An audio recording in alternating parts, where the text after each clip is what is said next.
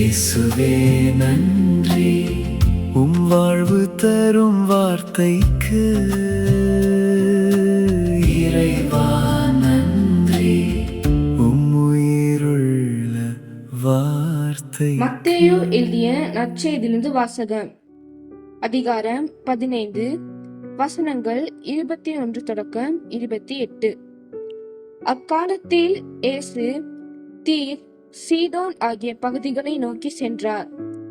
அவற்றின் எல்லை பகுதியில் வாழ்ந்து வந்த கானானிய பெண்ணொருவர் அவரிடம் வந்து, ஐயா, தாவீதின் மகனே, எனக்கு இரங்கும், என் மகள் பேய் பிடித்து கொடுமைக்குள்ளாகி இருக்கிறாள் என கதறினார்.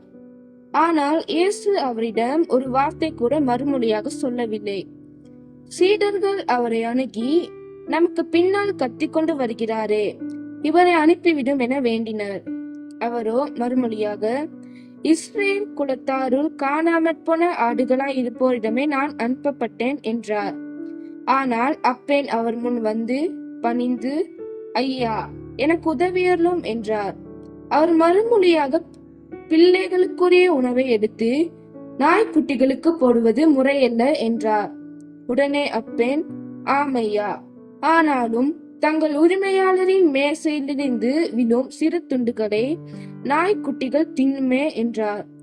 இயேசு மறுமொழியாக, அம்மா, உனது நம்பிக்கை பெரிது, நீர் விரும்பியவாறே உமக்கு நிகழட்டும் என்று அவரிடம் கூறினார். அந்நேரம் அவர் மகளின் பிணி நீங்கியது. இது ஆண்டவர் வழங்கும் அருள்வாக்கு. கிறிஸ்துவே உமக்கு புகழ்.